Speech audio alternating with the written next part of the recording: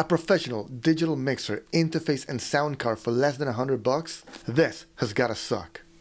Or does it? This I gotta see. So hello everybody and welcome to a new video and welcome to my channel where we talk about everything music from death metal to Queen and everything in between. So a couple weeks back, the guys at YINKER sent me an email asking me if I wanted to review their new digital mixer sound card, which is this guy right here. And of course I said hell yeah. So they sent it to me for me to check out and review for you guys. And of course I'm gonna leave a link in the description box below to this guy right here, which is $89.99 at the time I am filming this video. Alright, so let's check it out. It actually looks very interesting, and I gotta be honest, I have not found any video on this thing on YouTube at all. So I guess I'm one of the first guys to try it out, and that's awesome. So thank you guys. Alright, so let's open it up. Let's do a quick unboxing and let's see what it comes with it. Okay, so I'm gonna get rid of the film.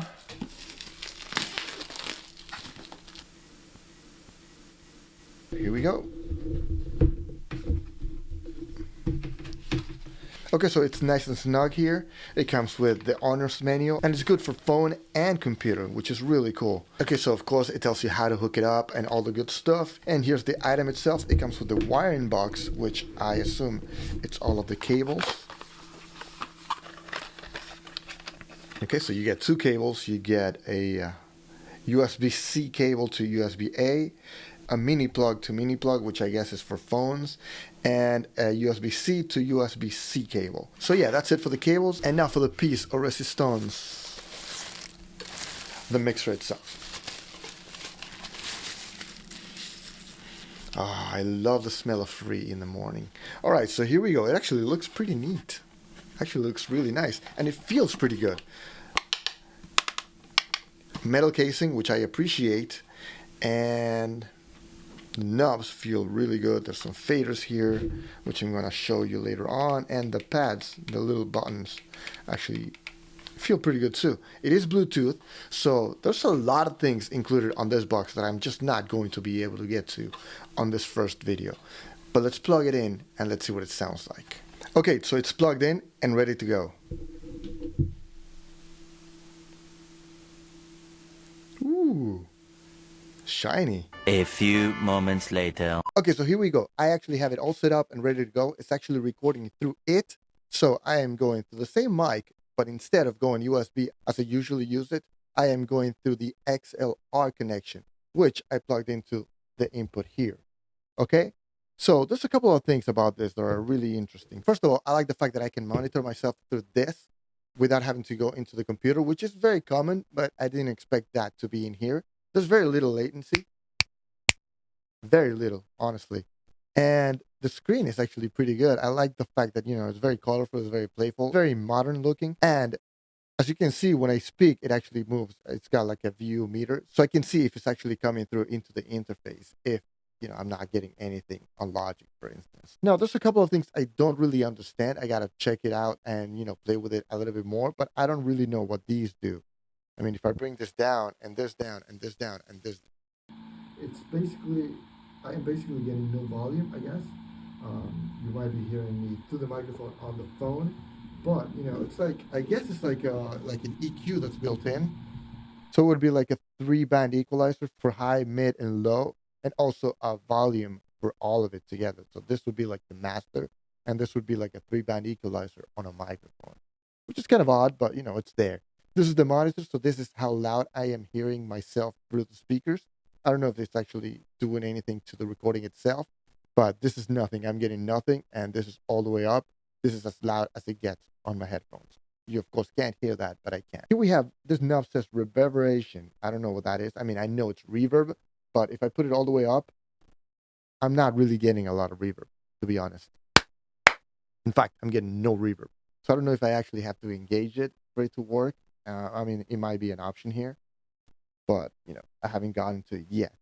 Okay, so now we have noise reduction, which, you know, if I set it all the way up, I'm getting almost no volume out of this. I don't know how well it, you know, translates into the recording itself. But if I bring it all the way down, then I'm actually getting a little bit more of the ambient sound. So it does what it's supposed to. I don't know if it's great, but I can definitely hear it here. The dodge speed, I don't really know what that is. So I'm not sure. It might have something to do with the noise reduction, but, you know, refer to the manual if needed. And aside from that, we actually have three more knobs here, which is recording, accompaniment, and musical instrument, which of course I am dying to try out because it actually has another input, a second input where I can record my guitar with. So what I'm going to do is I'm going to go here, I'm going to plug in my guitar into that input, which is right here next to the mic, and I'm going to make sure that it actually works. I just want to check out and see whether or not there's a lot of latency. All right, so let's see what it sounds like. Okay, as you can see, it actually goes up in increments, so that'll be 3.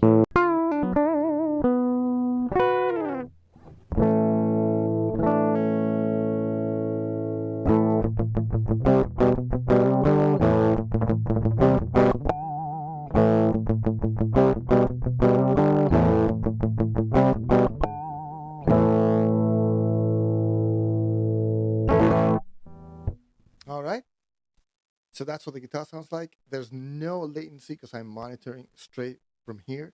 So I am just getting the clean guitar with a little bit of, the gain that I'm added from the unit itself.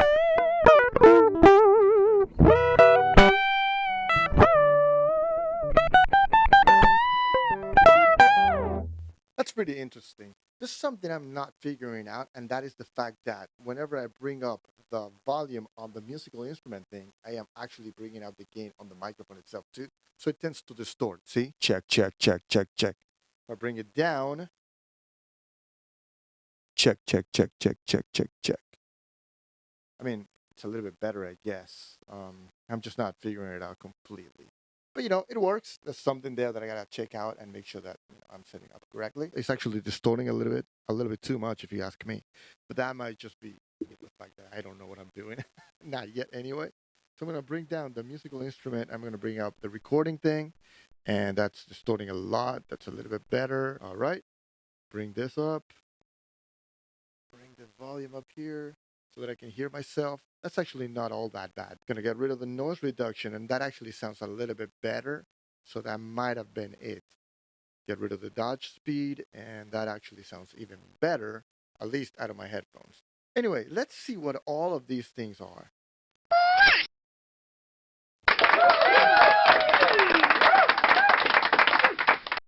Okay.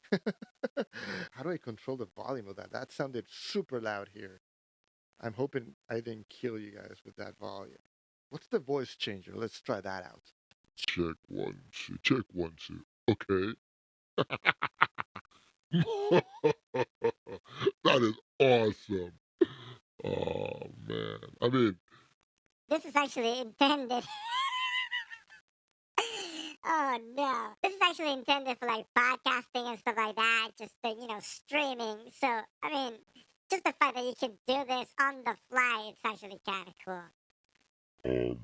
wow. So how do I go back to the regular voice? Check 1 2, check 1 2. Okay, so you've got like really low, then you have really high, then you have like not as, or maybe even lower, and this is not as high. Check, check, check. 1 2 1 2. I just Don't know how to go back to regular voice. Maybe if I press and hold, maybe that's it. Nope. Let me try that again. 1 2 1 2. Nope. Get rid of the studio effect. That's sort of my voice. And that's something else, though. So I'm going to do this. Okay, so that's how you set that up. Okay, so you got to go into Studio Effect and then go to the reverberation and add that. Okay, so here we go. More reverb, a lot of reverb. Lead singer, let's see what that is. Hello, hello. I'm having a blast here, I gotta tell you. I mean, what's rap? Check 1 2, check 1 2. I don't know what that is. Pop. Hello. I don't know what that is. Original sound. Okay. I mean, that's a learning curve for sure, but it's a lot of fun at least. Let's see what else is here. Slap in the face. Okay, super loud. Again, super loud. Sorry. Fist. Boo! Boo! Okay, so I get that. I get it. I get it. I mean, the sounds are pretty cool, and then we have Bluetooth controls. So I guess we could actually set up the phone and send music from the phone via Bluetooth. Okay, what is this? Okay, I don't know why it's so loud. Because I mean, it's so much louder than my voice. I mean, it's my first time with it, and it's a very complex machine apparently. But, you know, really cool stuff. Let me show you what it's got. It's got power switch and 48 volts for your phantom power, 2 headphones out. So you can actually monitor 2 people at the same time. That's kind of cool. You have an XLR input. You have your musical instruments, so a 1/4 inch. Then you have another microphone for like a mini plug input. Headset, if you want to put in some headphones here. Accompaniment, like if you have an MP3 player with an auxiliary output, you could go into this. And then live broadcast interface 1 and 2. Then you have the USB plug, which is this here, which I am actually using to connect the interface to Logic. And then the last thing here is the Type-C power, which I assume is for charging the battery, which has lasted this long and it's only used up 2 of the lines on the battery, so about 50%. So that's pretty cool. Alright, I'm gonna have to play with this a little bit more, but you know, for 89 bucks, it really seems like it's a really cool interface. I love the fact that it's battery powered, so I can just unplug it and it'll keep on working, even though it's not plugged into anything. So that's kinda cool. But I just don't know how well it sounded on the recording.